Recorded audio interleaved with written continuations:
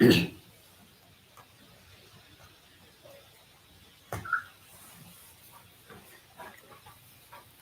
को नमस्कार। एसके साहित्य जीके क्लासेस में आप सभी का हार्दिक स्वागत है। आज की कक्षा में राम भक्त कवि गोस्वामी तुलसीदास की रचना श्री रामचरितमानस के बालकांड की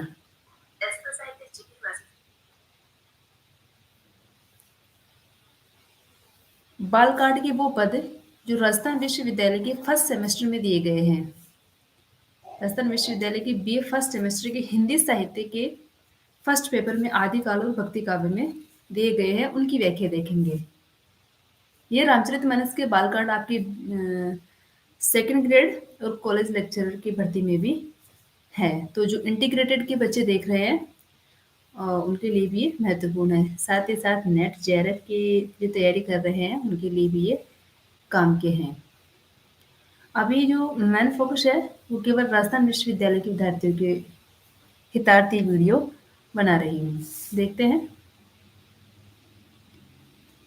जैसे कि आप लोग देख रहे हो ऊपर से रामचरितमानस बालकांड व्याख्या भाग दोहा 229 से लेकर 234 तक।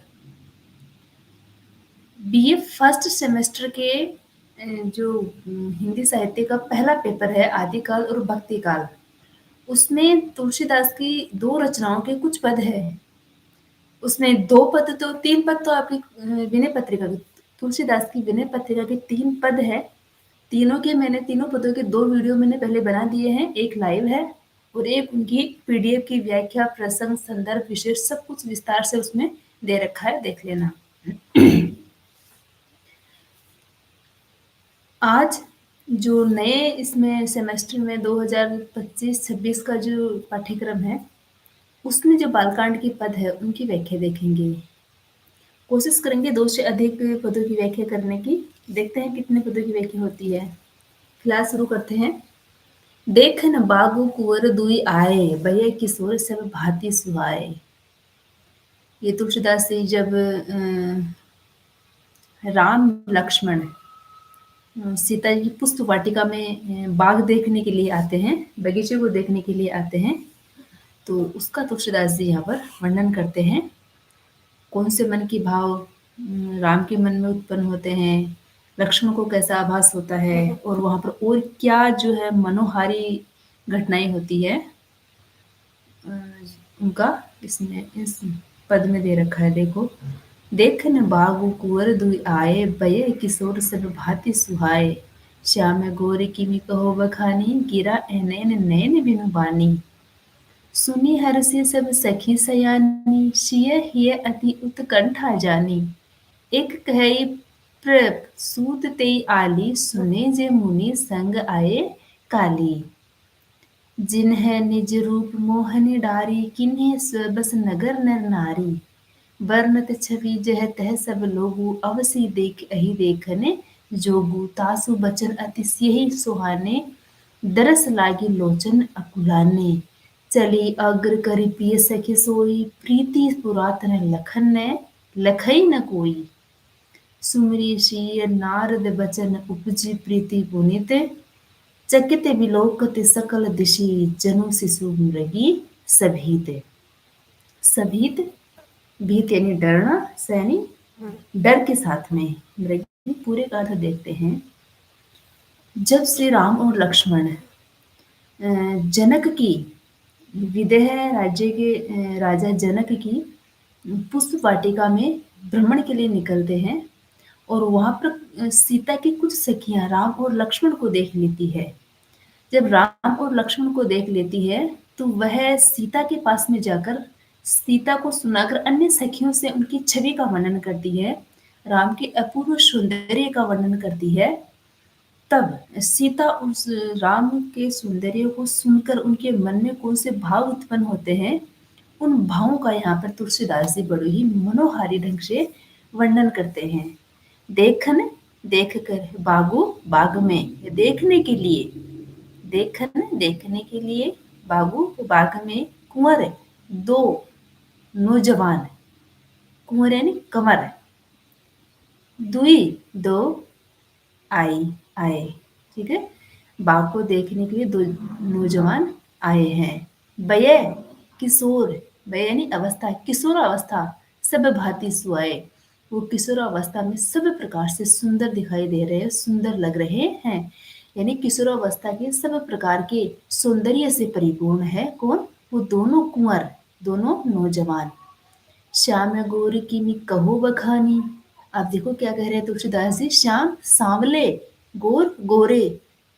सबको पता है भगवान श्री राम सांवले रंग के थे और गोरे लक्ष्मण थे। तो किमी किस प्रकार, कहो कहूं, कहा जाए, बखानी बखान किया जाए। तुलसीदास जी कह रहे हैं, अब देखो कह तो तुलसीदास जी रहे हैं, लेकिन यहाँ पर तुलसीदास ने सीता के सखियों के माध्यम से है ना श्री राम की छवि को, के सौंदर्य का वर्णन किया है। तो वो सीता की सखी सीता की अन्य सखियों से कह रही है कि हे सखियों, मैं कुंवर में बगीचे में आए हुए दो कुंवर को देख के आई हूँ। वो किशोर अवस्था में सभी प्रकार से सुंदर लग रहे हैं और श्याम और गोरे वर्णों की, श्याम और गोरे रंग की मैं किस प्रकार वर्णन करूं, किस प्रकार उनके सौंदर्य का बखान करूं। गिरा ए नयन, नयन बिनु वाणी, गिरा जिव्या ए नयन, बिना आंखों के, नयन नयन बिनु वाणी। यानी उनके सौंदर्य का वर्णन करने के लिए मेरे पास ना तो जिव्या है, ना मेरे पास उनके सौंदर्य को देखने के लिए इतनी पर्याप्त आंखें हैं। सुनी हर्षि सब सखी बखानी, सुनी सुनकर हर्षि हर्षित हो जाती है, प्रसन्न हो जाती है सब सभी सखी सयानी। सयानी समझदार सखी की बातों को सुनकर वह प्रसन्न हो जाती है। सिय है अति उत्कंठा जानी, सिय सीता हिय रथे, अति बहुत उत्कंठा, उत्कंठा व्याकुलता तीव्रता तेज जानी पहचान कर। अब वह सखियां सीता के हृदय की उत्कंठा को जानकर क्या करती है? एक कहे प्रभ सूत ते आली, एक कहे, एक कहती है प्रपसूत तेई आली, तेई वहां आली है सखी, पुत्र, राजा के पुत्र, प्रपसूत यानी राजा के पुत्र। एक कहती है कि हे सखी, राजा के पुत्र, सुने जे मुनि संग आए काली। सुना है कि राजा, कोई राजा के दो पुत्र मुनि के साथ में आए काली, कल आए हैं। हे सखी, मैंने सुना है कि एक मुनि के साथ में कल राजा के दो पुत्र आए थे, जिन्होंने निज अपना रूप मोहिनी डारी, जिन्होंने अपने मोहित रूप को डाल रखा है, अर्थात सबके ऊपर अपना जो सौंदर्य है, सबके ऊपर उन्होंने अपने सौंदर्य को से प्रभावित कर रखा है, सबको अपने सौंदर्य से प्रभावित कर रखा है। किन्होंने? जो कल मुनि के संग आए थे राजा के वो दो पुत्र है। किन्हें स्वपस नगर नर नारी, जिन्होंने अपने सौंदर्य से, अपने रूप माधुर्य से नगर के नर यानी पुरुष और नारी यानी स्त्रियों, नगर के सभी स्त्री और पुरुष को अपने बस में कर लिया है। कैसे? अपने मोहिनी रूप को उनके ऊपर, अपने मोहिनी अर्थात अपने सौंदर्य को अपने सौंदर्य के साथ में नगर के सभी स्त्री पुरुषों को अपने बस में कर लिया है। कौन कह रही है? एक सखी। समझने की बात है कि एक सखी राम और लक्ष्मण को बाग में विचरण करते हुए देख के आई है और दूसरे सखियों से कह रही है, लेकिन सखियां ही आपस में बातें कर रही है और देखकर ये जो सीता एक तरह से है ना उनकी बातें सुन रही है। अब सीता सुन ही रही है तो उनके हृदय में उत्कंठा उत्पन्न हो जाती है उनको देखने की। तो ये वो सखियां उनके मन के भाव को पहचान लेती है, सीता के मन के भाव को, कि हाँ, इनके सौंदर्य का वर्णन सुनकर सीता का हृदय उनको देखने की लालसा उत्पन्न हो गई है। तो दूसरी सखी उसकी उत्कंठा को और भी जागृत करती है कि सखियों, हमने भी सुना है कि कल मुनि के साथ में दो जो है सुंदर जो राजा के पुत्र आए थे, उन्होंने अपने रूप सौंदर्य को से इस नगर के सभी स्त्री पुरुषों को अपने बस में कर लिया है। वर्णत छवि जह तह सब लोग, जह तह यानी जहां भी जाओ वहीं सब लोग उनकी छवि का ही वर्णन कर रहे हैं, वर्णन कर रहे हैं। इस जहां भी जाओ जाओ सभी लोग उनकी छवि का ही वर्णन कर रहे हैं। अवश्य देख अहि देखन जोगू, अवश्य अवसर देख ही देख कर देखन जोगू, अरे देखन जोगू, जैसे ही उनको देखते हैं तो लगता है कि सच में ये देखने योग्य है, जोगू योग्य है कि ये कुंवर तो इनको देखने योग्य है, अर्थात उनको अवश्य ही देखना चाहिए। अब देखो आपस में सखियां है ना, एक सखी को कैसे दूसरी सखी उकसाती है ना। तासु बचन अतिशय सुहाने, तासु उनके, अब तीसरी क्या कहती है, अरे सुनो, तासु उनके वचन, जो वो बोलते हैं ना, अतिशय ही सुहाने, और उनके वचन, उनके बोलने का तरीका तो और भी बहुत ही। दरअसल लागी लोचन अकुलाने, अब सीता जी के हृदय की बात कह रहे हैं तुलसीदास जी यहाँ पर, क्या, दरअसल दर्शन लागी लगने, लोचन आंखें अकुलाने, सीता जी की तो आंखें है ना, उनके दर्शन को, दर्शन के लिए व्याकुल हो जाती है। अब इतने सारी प्रशंसाएं कर दी, इतने सारे उन्होंने जो है फेंक दिए एक तरह से। आजकल आप लोग देखते हो दोस्तों के बीच में जो है, सहेलियों के बीच में, फ्रेंड्स के बीच में किस प्रकार की गपशप चलती है।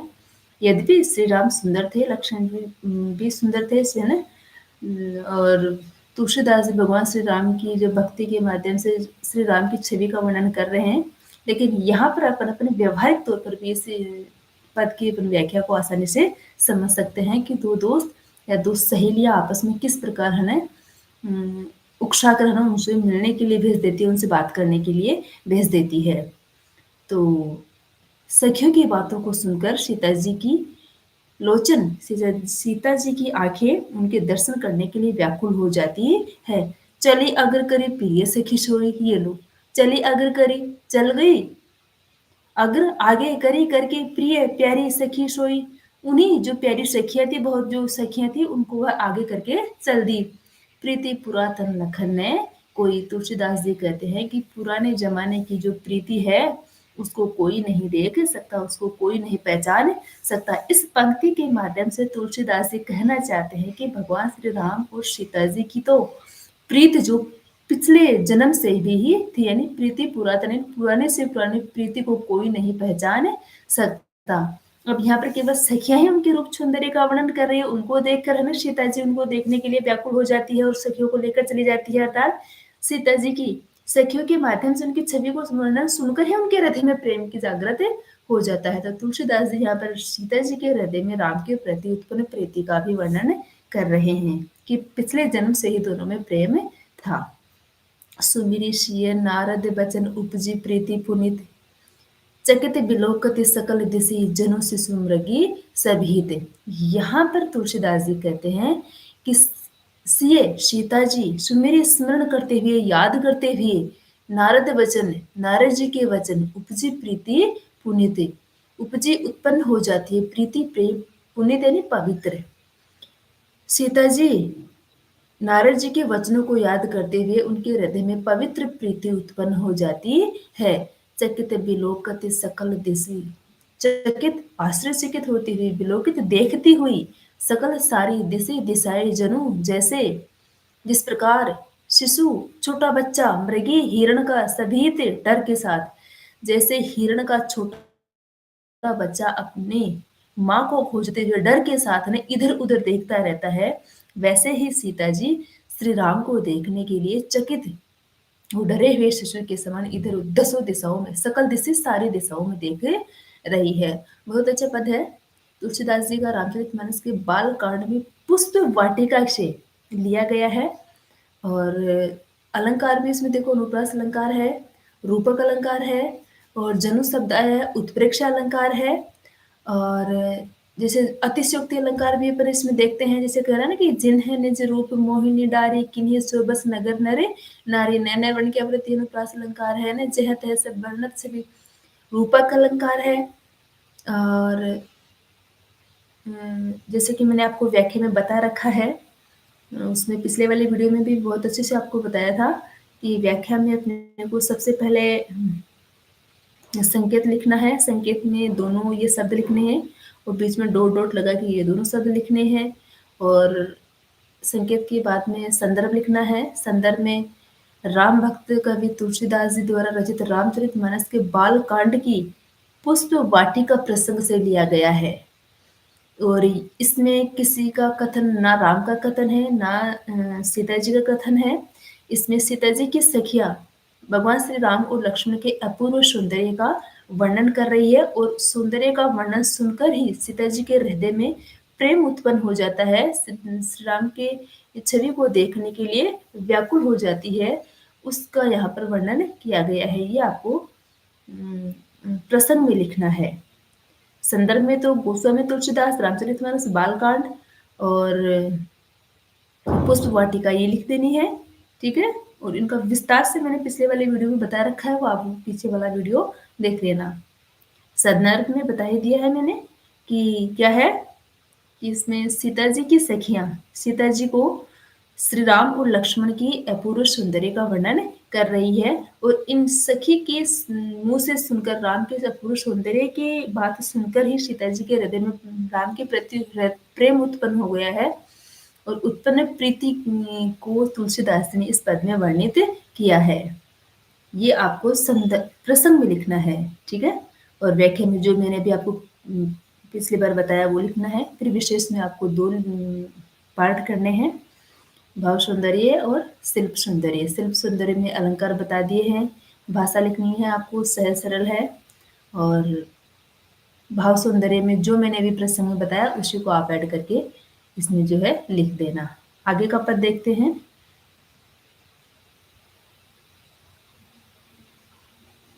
एक पद और देख लेते हैं इसमें।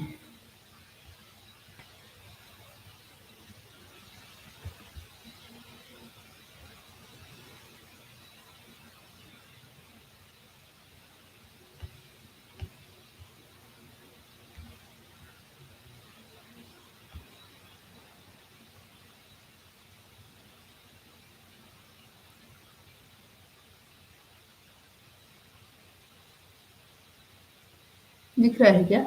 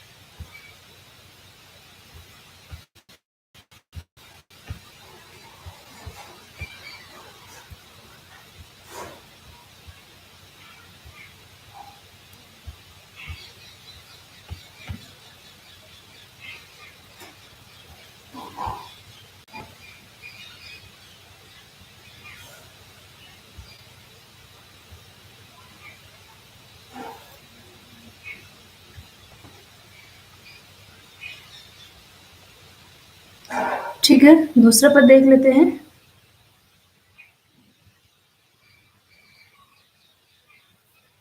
कंकन किंकिन नुपुर धुनि सुनी, कहत लखन सुनि रामु हृदय गुनी।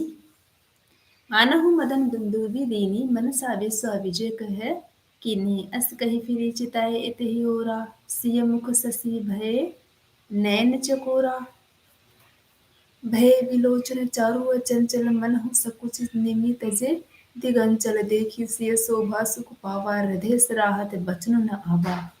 जनु बिरंचि सब निज निपुणाई, बिरचि विश्व कह प्रगट दिखाई। सुंदरता कहु सुंदर करई, छवि ग्रह दीप सिका जनु बरई।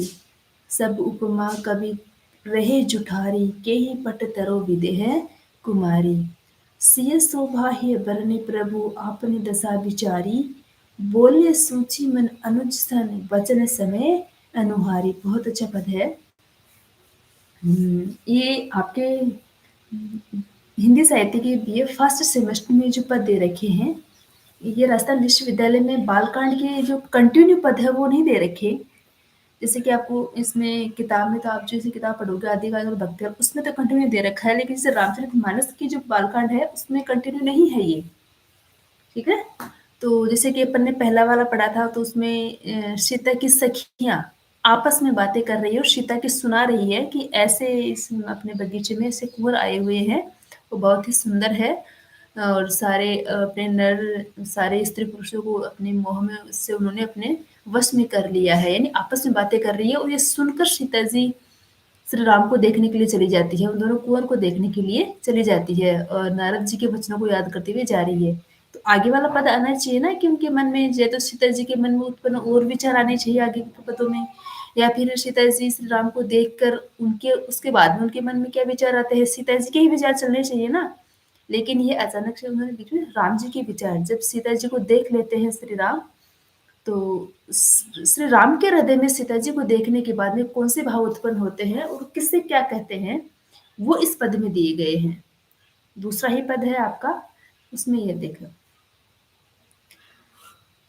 कंकन किंकिन नुपुर धुनि सुनी। जब सीता जी श्री राम को देखने के लिए अपने सखियों के साथ में आ रही है, तो सीधी सी बात है, पहले जो महिलाएं पहले क्या आज भी पहनती है, आभूषण पहनती थी। तो अविवाहित जो थी स्त्री भी आभूषण पहनती थी। अब सीता जी ठहरी राजकुमारी, तो राजकुमारियां तो वैसे ही गहनों से लदी हुई रहती थी और बगीचे में भ्रमण करने के लिए गई हुई थी। तो गहनों से जो है लदी हुई सीता जी जब श्री राम को देखने के लिए जाती है, तो जब श्री राम सीता जी को देखते ही नहीं है, मात्र उनकी आवाज से ही देखो क्या उनको आभास होता है श्री राम को। कंकन, कंकन, कंगन, सीता जी के कंगन। किंकिन, कमर का आभूषण है। किंकिन, अपन राजस्थानी भाषा में इनको देखो किंकिन को वो कणकती बोलते हैं। कनकती यानी कमर का आभूषण है और इसको हिंदी में अपन करधनी बोलते हैं। नुपुर, पायल, पाजेब, ठीक है। तो ये हो गए सीता जी के आभूषण, कंगन, करधनी और पायल। ध्वनि, ध्वनि सुनी सुनकर।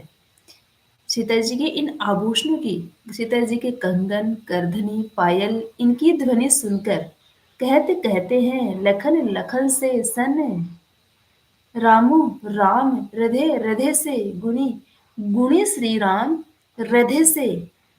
सीता जी के कंगन, करधनी, पायल की ध्वनि सुनकर लखन से कहते हैं, लक्ष्मण से कहते हैं। सीता जी के आभूषणों की मधुर आवाज सुनकर, आप सीधे सरल लैंग्वेज में आप ऐसे लिख सकते हो व्याख्या में कि गुणी हृदय वाले श्री राम सीता जी के आभूषणों की मधुर ध्वनि सुनकर लखन से कहते हैं। सीधे आप लिख सकते हो, ये तो मैंने आपको एक एक शब्द बता दिया कि आपको है ना समझ में आना चाहिए उस हिसाब से। मानहु, अब देखो कैसे क्या कहते हैं, लखन से श्री राम जी क्या कहते हैं, जो श्री राम के हृदय में जो भाव उत्पन्न हुए वो कह देते हैं क्या, मानहु, मानो उत्प्रेक्ष अलंकार आ गया। मदन, कामदेव, दुंदुभि, डंका, दिन ही दे दिया है अर्थात बजा दिया है। हे लखन, मुझे तो ऐसा लग रहा है कि कामदेव ने अपना डंका बजा दिया है। कैसे डंका बजा दिया है, देखो देवताओं में कामदेव को मनुष्य की काम वासनाओं को उद्दीप्त करने वाला देवता माना गया है। जो विषय वासनाओं को उद्दीप्त करने वाला देवता माना गया है। मोह मनुष्य सामान्य मनुष्य के हृदय में मोह प्रीति उत्पन्न करने वाला देवता माना गया है। किसको? कामदेव को।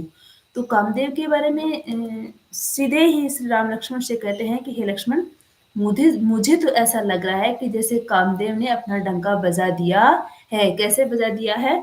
मनसा मानो, सॉरी मन का, मनसा मन का, मानो तो यहाँ आ गया ना, मानहु मानो, मानो कामदेव ने अपना डंका बजा दिया है। मनसा मन को, विश्वा विश्व को, विजय विजय कह किन्हीं कहीं। हे लक्ष्मण, मुझे तो ऐसा लग रहा है मन रूपी विश्व को विजित करने के लिए कामदेव ने अपना डंका बजा दिया है। अर्थात अब मेरे हृदय में मन रूपी विश्व कौन सा? भगवान श्री राम का मन। मन और प्रीति कहाँ उत्पन्न होती है? मनुष्य के हृदय में। तो यहाँ पर श्री राम भी तो एक सामान्य मनुष्य ही थे, और सामान्य मनुष्य के हृदय में तो प्रेम जागृत होता है।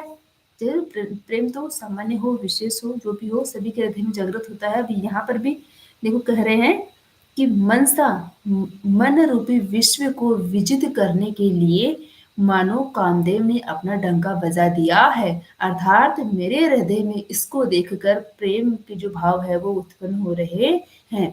अस कही फिरी चिताए तेहि ओरा, अस कही ऐसा कहकर फिरी फिर से चिताए ध्यान दिए तेहि ओरा, उनकी ओर। किसकी ओर? ये तो कहा श्री राम ने लक्ष्मण से, तो लक्ष्मण को देखकर कह रहे थे कि मानो कामदेव ने मेरे मन रूपी विश्व को जीतने के लिए अपना डंका बजा दिया है। ऐसा कहकर फिर चित्त को फेर लिया तही और उस ओर। किस ओर? जिधर से इनकी आवाज आ रही थी। किनकी? इनकी ध्वनि, इनकी आभूषणों की आवाज आ रही थी। सिय मुख ससी भय नयने चकोरा। इतने में ही सिय सीता जी मुख ससी चंद्रमा भय नयन चकोरा। इतने में ही सीता जी उनके सामने उपस्थित हो जाती है, और जैसे वो ध्वनि आ रही थी तो उस ध्वनि की तरफ देखकर सीता जी का मुख ससे चंद्रमा भय हो गया नयन चकोरा। नयन चकोर, चकोर के समान। चकोर कौन?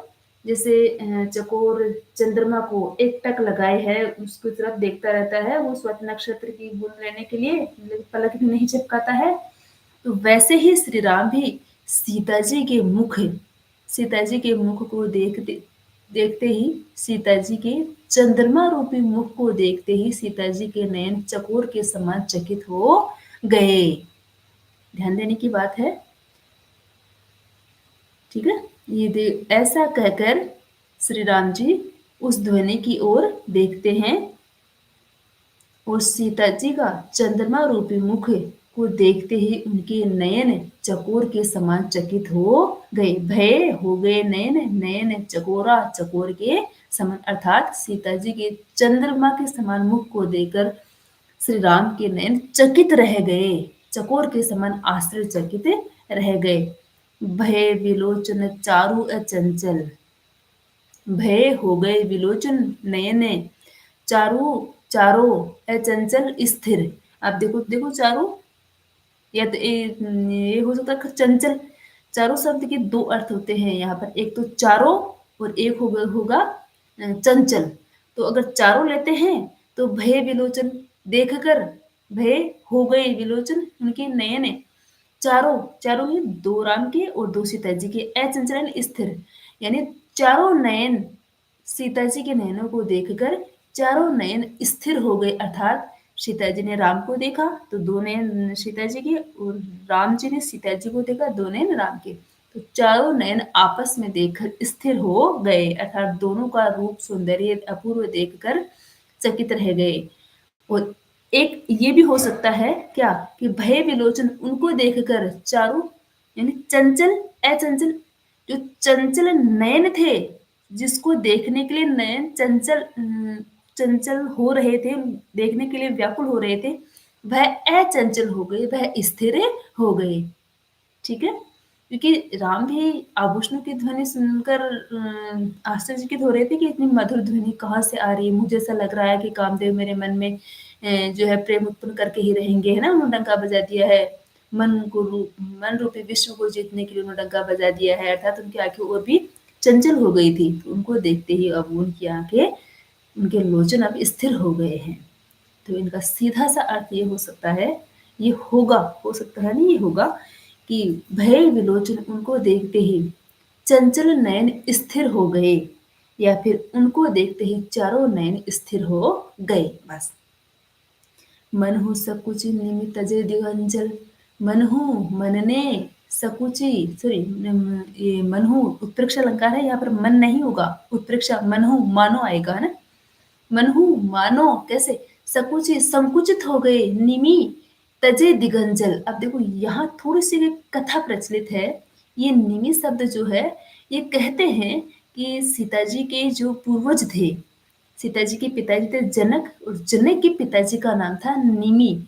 कहते हैं कि निमि का जो वास था, वो मनुष्य की आंखों में जो अपने पलक झपकते हैं, इनमें माना जाता है। इनकी भी एक कथा प्रचलित है कि इक्ष्वाकु नाम का कोई राजा रहता था। इक्ष्वाकु नाम के राजा के एक निमि उनका पुत्र था। तो बहुत प्रतापी थे, शक्तिशाली थे। तो ये वशिष्ठ नामक ऋषि से इन्होंने कहा कि आप आकर हमारे यज्ञ कीजिएगा। तो वशिष्ठ किसी कारणों में उलझे हुए थे, व्यस्त थे, तो वशिष्ठ ने निमि को उस समय यज्ञ करने के लिए कहकर टाल दिया कि हम आपके यज्ञ थोड़े दिनों बाद में करेंगे।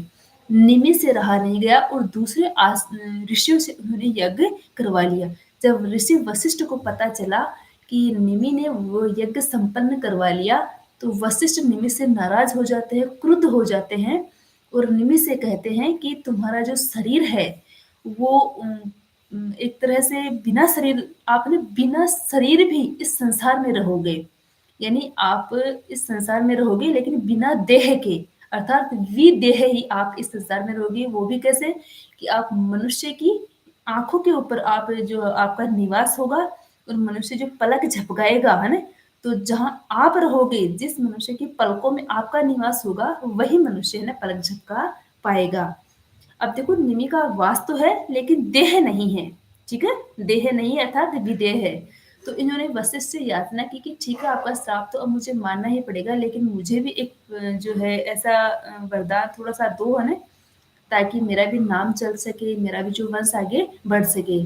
तो निमि की देह को पात बनाकर, पिघलाकर इनके देह से इनके पुत्र जनक की ने उत्पत्ति की थी, किन्होंने, वशिष्ठ ने। तो निमि के पुत्र थे जनक, और जनक की पुत्री थी सीता जी। और जैसे वशिष्ठ ने कहा था कि तुम्हारा जो है शरीर नहीं रहेगा, लेकिन फिर भी तुम संसार में रहोगे। मनुष्य की आँखों की पलकों के ऊपर तुम्हारा वास होगा। जैसे ही आँखें पलकें जो है झपकना बंद कर देगी, तो तुम वहाँ से नहीं रहोगे। अर्थात जैसे ही तुम उनकी आँखों को त्याग दोगे, तो उनकी पलकें जो है झपकना बंद कर देगी। आँखें जो पलक झपकना बंद कर देगी। ऐसा कुछ वशिष्ठ ने निमि से कहा था। तो निमि ने फिर जैसे विदेह, बिना देह के भी इनका वास है। तो जहाँ पर इनके पुत्र जनक ने राज्य साम्राज्य विस्तरित किया था, तो उस राज्य का साम्राज्य का नाम विदेह हो गया। विदेह है ना, बिना देह का। आज भी अपन कहते हैं कि विदेह राजकुमारी सीता जी, विदेह राजा साम्राज्य के राजा जनक, है ना। तो इस प्रकार की जो कथा है प्रचलित है। तो ये कह रहे तुलसीदास जी क्या, कि ऐसा लग रहा है कि भय विलोचन चारु अचंचल, भय हो गए ये, उनकी आंखें चारों चारों अचंचल स्थिर हो गई, मनु मानो सकुची सकुचा कर राजा निमि ने भी दिगंचल अपनी आंखों का जो अंचल है वो दूर कर दिया था। किसने? राजा निमि सीता जी की आंखों से दूर हो गए थे। अर्थात जैसे ही सीता जी और राम का जो है आमने सामना होता है उन दोनों का, तो दोनों में के हृदय में प्रेम उत्पन्न होता है। प्रेम उत्पन्न होता है तो सीधी सी बात है, जो निमि क्या लगे, सीता जी के दादाजी। तो अब पोत्री का और दामाद का स्नेह मिलन थोड़ी देखेंगे वहां पे। तो सीधी सी बात है, दादाजी भी शरमाएंगे, सकुचाएंगे। तो निमि जी उतरकर वहां से पार हो जाएंगे। अब जैसे ही निमि जी जो उतरकर वहां से पार हो जाएंगे, तो क्या आंखें पलके झपकेगी? नहीं, उनको वरदान था, श्राप था, जो भी था। चाय आ गई, चाय पी लीजिएगा, ठीक है। तो वो चले जाते हैं, क्या निमि जी, निमि चला जाता है तो उनकी जो पलक झपकना बंद कर देती है।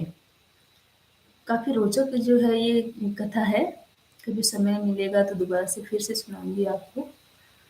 ठीक है? फिर से टॉपिक पे आते हैं भई। इनकी एक-एक पंक्ति में कथाएँ हैं। अगर कहना आपको प्रारंभ कर दूँ तो एक दिन में एक पद का भी आपको अर्थ नहीं करा पाऊँगी। इतनी अच्छी-अच्छी कथाएँ हैं रामचरितमानस की। हिंदी साहित्य की तो हर पंक्ति में कथा है।